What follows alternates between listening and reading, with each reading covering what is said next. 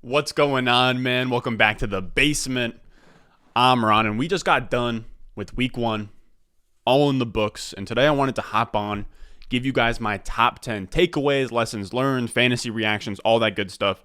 I think this will be a fun way to hop on here and kind of give my reactions for the week, so we don't just have to rinse and repeat, where I just, dive into the waiver wire and all that. We can kind of digest what actually just happened. So we'll see, how this does in the algorithm if you guys like this video. If not, I can just split this video up into a running back waiver wire, and then tomorrow we do a wide receiver waiver wire. I think I got hair on my glasses. I don't know. But we're going to do this for today. Now, this is going to be one take Drake. These turnaround times are a bitch in the season. We are out here.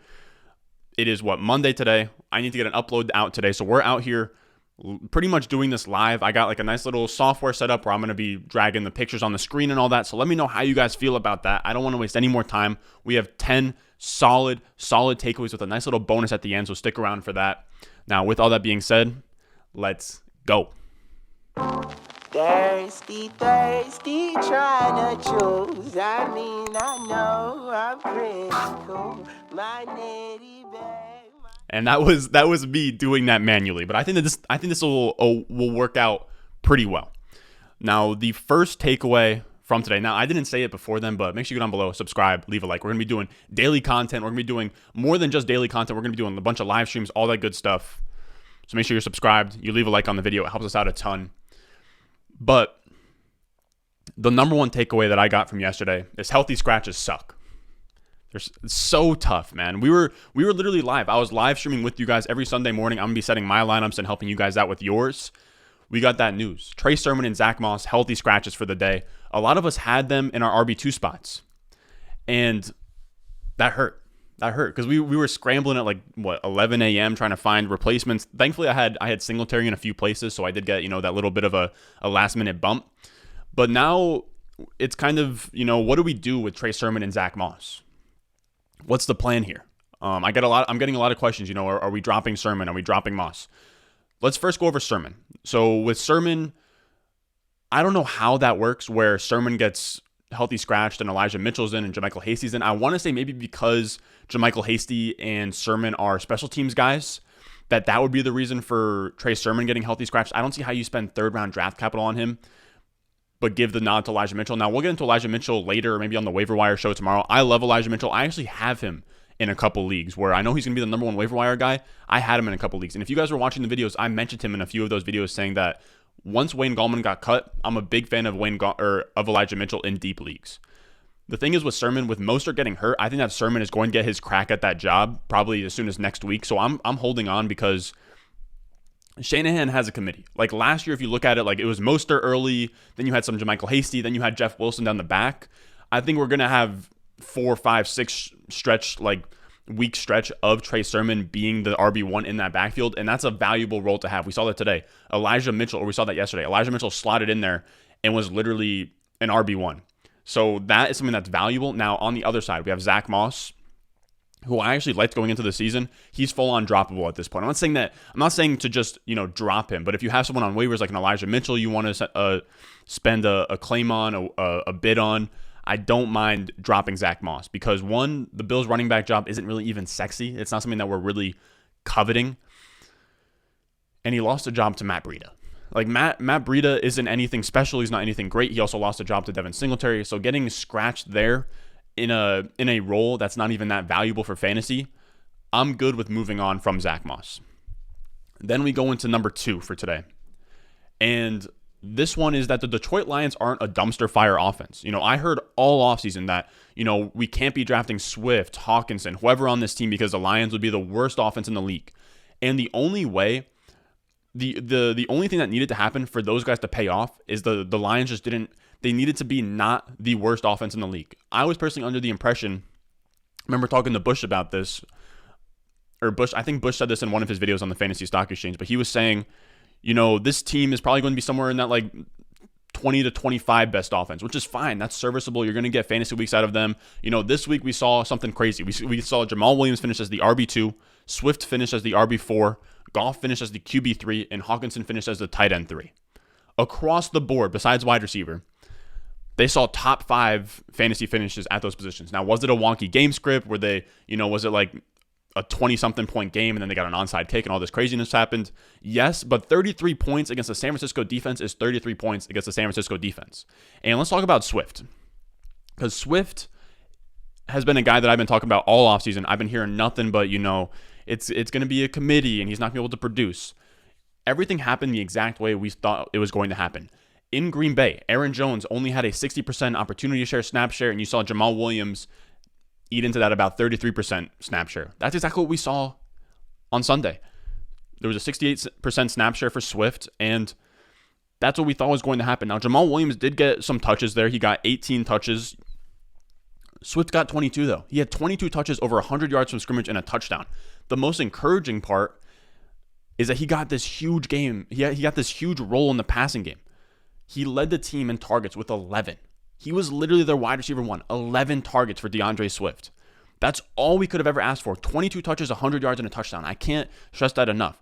Now, I get that Williams was there. Williams actually had a great game himself. I'm actually starting to think that they're both going to have starter value because this team is going to want to filter a lot of touches to the running back because of how bad they are at wide receiver. They have guys, Khalif Raymond and Amon-Ra St. Quintez Cephas is like their number 1 wide receiver. So a lot of those touches are going to filter through the running backs and then also into Hawkinson. Hawkinson's a guy that we've been all in on this offseason. He had 10 targets, 8 for 97 and a touchdown. Hawkinson is firmly in this situation where he is going to be a top 5 tight end. I think he could even push for, the Kittle, Waller, Kelsey tier this year. It could be his year this year to do something like that. So I'm all in on Hawkinson, Swift, and like I said, I think Jamal Williams is even a fine 0 RB, starter that can kind of start in spots for you. And this third lesson that we have learned, or third takeaway, is don't panic on your bell cows. Najee and CEH, they had down weeks, but their usage was encouraging. Najee literally saw. This is what's insane. I will give this to Najee. He literally saw 100% every single RB snap and every single running back opportunity on Sunday for the Steelers. And I've been lower on Najee this whole offseason, but he got the volume you guys wanted. And this is really encouraging. So this is not, if you drafted Najee Harris where you drafted him, you cannot panic now and, go sell him because he didn't produce. 100% of the opportunities is all you could ask for. He played against the Bills. And I also want to say, I faded him because my whole idea was, I know he's going to get massive volume. I think it's going to be inefficient volume, which is what it was on Sunday. Why pay for him at the 203, 202? I even saw him go late first at the back end of draft season. Why pay for him there when Mixon and, even a guy like CEH fell towards the back end of round 2? I could even get them at 301 at times. I have 2 teams with McCaffrey in the FFPC. I have 2 teams where I have McCaffrey and Mixon and McCaffrey and CEH. And I think they're a similar bet. But regardless, I think Najee's going to be fine. 100% opportunity share. He pretty much got exactly what those guys, or he got, I guess, more than Mixon and CEH, and that's what you paid for. He got all that volume. When they have softer matchups, I think he'll be better. I think he'll kind of grow into his role as the season goes on. So that's really encouraging. I wouldn't be trying to sell Najee. I think that he's kind of a buy candidate if anybody's scared and isn't really looking at reading the tea leaves, if you will, of the opportunity share. 100, like I said, 100% opportunity share just doesn't happen. Then we have the same thing going on with CEH. Don't panic on CEH either. Like I said, do not panic on your bell cows. CEH saw 90% of his team's backfield carries and targets. He was the main guy. I'm not panicking at all. This was a weird game script for the Chiefs where they were kind of playing from behind. They dropped 33 points, and the thing is that no other wide receiver really stepped up. The only way that CEH goes into a role where he isn't valuable for fantasy is if McCole Hardman just decides, okay, I'm going to be a baller and get 7-8 targets a game. CEH was third on the team in targets with 3. So he's going to be fine. He saw 90% of his backfield's carries and targets. He was that main guy. And the touchdowns every week aren't going to be as centralized as they were, where it was 2 to Kelsey and 1 to Tyreek Hill. Random touchdowns happen on that Chiefs offense. CEH is going to luck into another one, or he's going to get a few here and there. He got all of the backfield carries and targets. Jerick McKinnon didn't log in a carry. I think Darrell Williams only had 1 carry. So they are looking at CEH as a main bell cow on that team, on the Chiefs. So you're still getting a bell cow on the Chiefs. He just didn't perform this week. He will in the future. And another guy that kind of fits this kind of build, he's the last guy on that list, Antonio Gibson. This is the 4th takeaway, is to get excited about Antonio Gibson. He only had 11.8 PPR points, but man, guys. Like this is what we needed to happen. The whole idea was you draft Antonio Gibson and you hope that he gets that receiving back role. I know he only had 11.8 points. He might have busted for you this week. We needed him to beat out McKissick for that pass catching role, and that's what he did. He led the team. He led the entire team with Terry McLaurin there. He led the entire team in targets with 5. McKissick only had 1 target to Antonio Gibson's 5. He also had 89% of the running back opportunities. He had 25 touches, man. He had 20 carries and 5 targets. I'm extremely optimistic about Antonio Gibson. Please do not panic on Antonio Gibson. This was a bright spot for Antonio Gibson. The amount of touches that he just saw. He is looking at almost a McCaffrey in year 2-esque type role. That's huge. That's huge. Not every week are they going to go against the Chargers and have a weird game script like they had. That's a very positive sign for Antonio Gibson. And our 5th takeaway is going to be that these rookie wide receivers are producing as early and as often as ever. I'm kind of just done with this idea that rookie wide receivers can't produce in year 1 that we kind of see everywhere. All I could see is like, fade Jamar Chase. He was drafted too high. We're not taking him in the 5th round.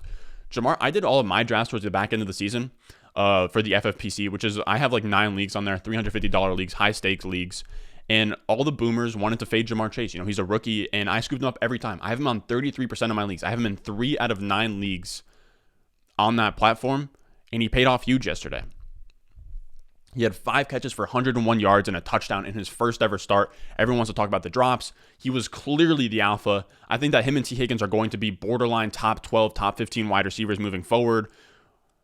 And this was also a week where we saw 3 rookie wide receivers finish in the top 25 in PPR. Even guys that I wasn't even that high on coming into the season. We had Devonta Smith have 6 for 71 and a touchdown. Waddle had 4 for 61 and a touchdown. It's wild. This is very encouraging for these rookies, especially knowing what we know, where when we did the research this offseason, we know that these wide receivers only ascend. As the season goes on, they only get better. Their points per game goes up. Their routes goes up. Their targets go up. If this is the floor, I can only imagine what these guys are going to be doing by week 10. And we also saw really encouraging signs from the more low-key rookies.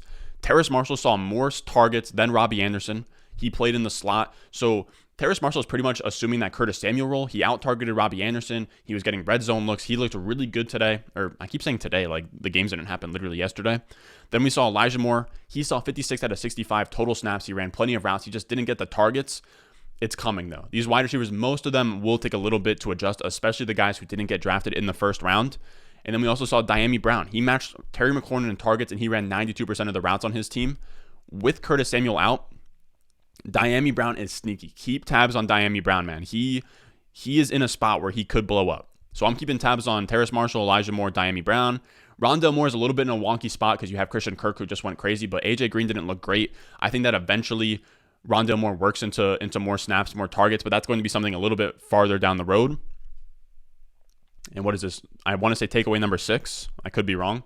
I probably should have numbered these before I did this, but takeaway number 6, we have Urban Meyers going to be an absolute headache this season. The guy is an idiot. Like, he's genuinely not great. I've seen reports that he's already losing the locker room. He just goes into fits even when they're losing in preseason games. They just lost by 16 to the Houston Texans. They got handled by the Houston Texans, man. I think they were favorites in that game, maybe minus 3.5. I mean, the Urban Meyer situation just seems very dysfunctional to me. I don't know if he's going to step down mid-season, but Urban Meyers and the concerns that people had for Urban Meyers operating an NFL offense were warranted, man. I'm not a James Robinson guy at all, but the disrespect to have him only see 64% of the snaps and split touches with Carlos Hyde 50-50, 11 touches to 11 touches. I have no clue what Urban Meyer's thinking. I think this hurts. I think this hurts even the wide receivers. It hurts even Trevor Lawrence. I think the wide receivers and Trevor Lawrence didn't have bad days, but you just never know with this guy. Urban Meyer, he cut Colin Johnson, who we know is pretty good at football. He's giving Carlos Hyde meaningful touches when James Robinson's in the backfield. I don't know. I have no clue. I have no clue what Urban Meyer's ever thinking, and you genuinely hate to see it for James Robinson owners. Thankfully, I had Travis Etienne where I would have had James Robinson, so we're screwed anyways. But yeah, I feel for a lot of you guys out there that have James Robinson. I have no idea how I would be playing that. I think James Robinson is a tough start moving forward. Carlos Hyde is obviously an ad off waivers, but at the same time, he has almost no juice left. It's just a very weird situation. So that's what I'm saying. Urban Meyer is just going to be such a tough read all season. Then we have our 7th takeaway, and that's going to be that Kupp is the clear number 1 in LA. I know Robert Woods was going just ahead of him in redraft, but I think it's pretty clear that Kupp is going to be, the number 1. He's Stafford's favorite target so far. Kupp saw the field with 51 out of 52 snaps, out-snapping Woods 51-42. Now, that's nothing crazy, but it just shows that he has, in the rare, one wide receiver set and everything like that, Cooper Kupp is that dude. He also had 7 catches for 108 yards and a touchdown against a tough Bears defense, whereas where we look at Robert Woods, and Robert Woods got saved by a touchdown after going 3 for 27 last night. He only got 4 targets. He was out-targeted by Tyler Higbee, so I'd be a little bit concerned about Robert Woods. Now, again, the Bears are a tough defense. I think it's more so that I'd be slightly concerned with Woods because I think that a lot of people drafted him in the late 3rd. I'd be slightly concerned with Woods, but I wouldn't be panicking per se. Well, I'll also say that if I had Kupp, I would just be feeling very good about it. He is going to be the wide receiver 1 for this team. It's already shown that he had that big splash play where he went deep down the field. Stafford caught him. I think this is going to be an electric offense with Stafford.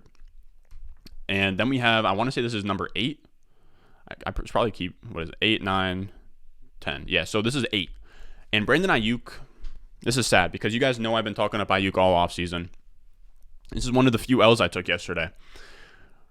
I will say though, I'm not super concerned. The takeaway, the tagline is Brandon Aiyuk needs to be on benches, but I'm not panicking. I'm not panicking with Brandon Aiyuk. Aiyuk was held in yesterday's game without a single target.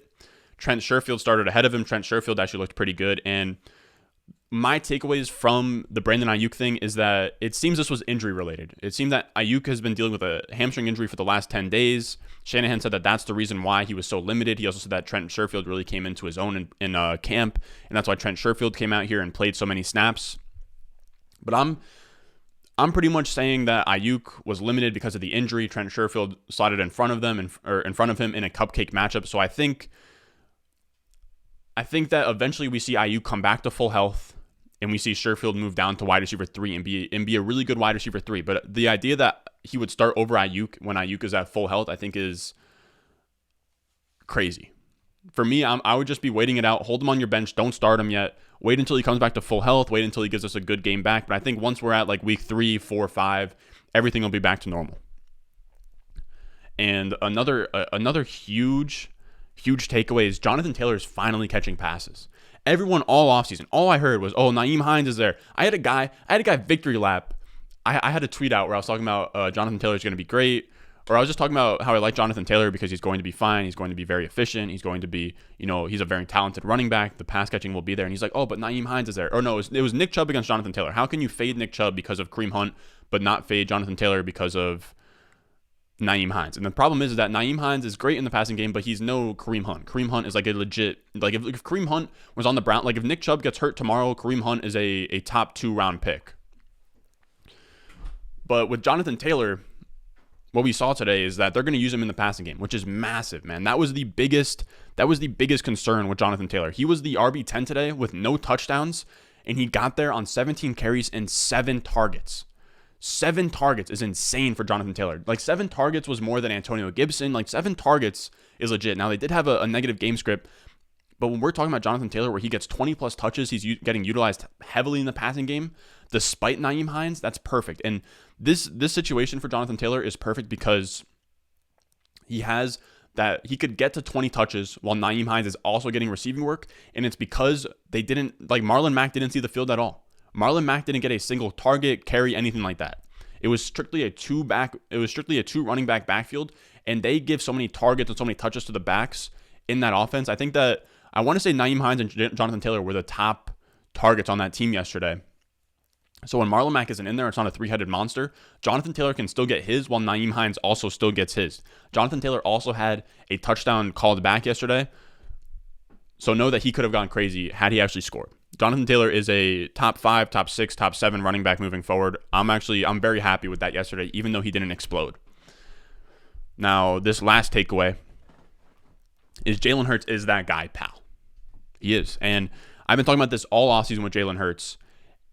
And people want to say, here's the thing, is it's almost like his long-term future with the team doesn't really matter. Tom Brady, this is just a one-off example, but let's say Tom Brady retires next year. Tom Brady retiring next year doesn't factor in how he plays in 2021. Same thing with Jalen Hurts. I don't care about the Deshaun Watson talks. I don't care about any of the trade talks, anything like that. As long as Jalen Hurts is playing for 2021, that is all that matters. Hurts put up 28 points yesterday without a rushing touchdown. That's massive for him because we know that the rushing is there. He's going to get his rushing touchdowns. He had like 62 yards yesterday, but he's growing as a passer. He had 264 yards passing, 3 touchdowns, no interceptions, and he finished the day as the highest graded passer per PFF. He is going to be this year's Konami code quarterback. It's now gotten to a point where I was actually fading Jalen Hurts in Dynasty and redraft. I want to say back in like March. If you go back to my videos in March, I actually had something where I was like pump the brakes on Jalen Hurts. He was like the QB 11 or 12 in Dynasty going in like the back end of the second round. People have came all the way back on that. I'm now higher than consensus on him in redraft and in Dynasty. Jalen Hurts, I'm a very big fan of. And Devonta Smith played great. Goddard played great. Even Jalen Reagor played great. So it now looks like he has some weapons around him. I'm a big fan of what Jalen Hurts has to offer. Now, a little bit of a bonus. One more takeaway. And I don't mean this to victory lap or pump my own bags, but yesterday I went 8-1 in my 9 $350 FFPC Football Guys Championship teams. And I just wanted to show this. This is the last takeaway is you don't need running backs to win in fantasy. You don't. I've been preaching. Here's the thing. I practice what I preach. I would not tell you guys to go draft a 0 RB team if I would not do it with my own money in a high stakes league. And the one team that I have in there that is a true, I went 6 straight wide receivers. I don't even like going 6 straight wide receivers. But on that team, it's to the right of me or to the left of the screen. We ranked in the top 100 after week 1. The top 100 of teams. There's like thousands of teams in this contest. We ranked in the top 100 of week 1 scores. Man, we outscored all of them without having even a running back that was good. We had Ronald Jones and Devin Singletary, but Dak, Tyreek Hill, Amari Cooper, Hopkins, Allen Robinson, Goddard got us all the way through there, man. That's a really solid looking team, and it just goes to show you don't need a crazy running back. Also, I want to say Amari Cooper, Deebo Samuel, Adam Thielen, Tyreek Hill, all outscored the RB1 in fantasy this week in PPR formats. Now, this is not me saying that you need to draft 0 RB. I don't mean to point at you, but I'm not saying you need to draft 0 RB and that it's like the only way to play and the best strategy ever. But I'm saying 10 to 20% of my teams look like this, or look like this. 10 to 20% of my teams look like this, where I have nothing at running back and just a stacked wide receiver through the flex, good quarterback, all that good stuff. It's a strong strategy. Especially if you're at the back end of the draft and you're trying to compete with the Christian McCaffrey team, this is the way that you compete with the Christian McCaffrey team. That's a team that beats a Christian McCaffrey team. But if you go, let's say you want to go Nick Chubb and Najee Harris, that's not how you're going to beat it. Because the Christian McCaffrey team went Christian McCaffrey, Joe Mixon. How is Najee Harris and Nick Chubb going to compete with Joe Mixon and Christian McCaffrey? That's kind of what we've been talking about all offseason. So I just wanted to show you guys that 0 RB works. No matter how many people are going to hate it, no matter how many people in your league are going to trash you for it, 0 RB works. It is a very strong strategy. And don't worry, I will be following up with all of my high stakes leagues and kind of the formations and the structures of all of them after the season, kind of say, what my ROI was, all that good stuff. Now, that's going to do it for today. This is actually fairly clean for, not having any cuts or any edits. This is all off the top of the dome, one take Drake. But I'm happy about this. Let me know down below. Let me know what record you guys finished with, or I guess not record, but how'd you guys do in your leagues this week? 3-0, 4-0, 2-1. How'd you guys do, man? Let me know. Now, stay tuned. Tomorrow we're gonna be doing a waiver wire video. Also, for any of you guys out there that want my weekly rankings, my waiver wire stuff, it's all on the Patreon. On the Patreon, the in-season content is going to be week 2 or Tuesday. I'll have my waiver wire like little mini article on Discord where we're gonna go over the fab guidance, all that good stuff, the 0 RB targets. Then we're gonna see on Wednesday I'm gonna have my weekly rankings done where I'll have like PPR, 0.5 PPR, all my weekly rankings out, and that'll be all the good stuff for the Patreon. Also be updating other things like rest of season rankings and dynasty rankings, all that good stuff, all on the Patreon for literally $5. And if you want to ask me, should I pick up this guy or start sit questions, all that good stuff on the Patreon. Now, with that being said, I love you guys. Week 1 in the books. We're going to kind of mess around with in-season content again. I enjoy, going through kind of recapping the week like we just did today. But if this video doesn't do well, then I'll kind of, we'll just kind of, I'm going to cater to whatever you guys want. So if you enjoyed this video, make sure you leave a like. Because we could, just like split waiver wire into 2 videos. We could split trade targets into 2 videos. I could, instead of, like today I woke up and I just took a bunch of notes, took a bunch of screenshots, kind of put this outline together. I could, instead of doing this, I could just put together a waiver wire one, and then tomorrow we could do like running back trade targets and then wide receiver trade targets on Wednesday instead of having this top 10 takeaway show. So let me know how you guys feel about this, because I enjoy this. I want to have an outlet where I can kind of talk about what just happened without, just getting right into waiver wire and all that good stuff. But if you guys don't love this, or you guys want to see waiver wire instead, where I kind of break up waiver wire into, or if I just go waiver wire today and then I break up trade targets into 2 videos, I don't know. Again, a lot of experimenting is going to go on this season. This is my first time doing like full-time content in season. So with that being said, again, I feel like I said this earlier, but I love you guys. You can follow me at @RonStore_ on Twitter. And that is going to do it. We're not going to have a traditional outro because we are doing this pretty much one take Drake. But as always, man, I'll see you guys in the next one.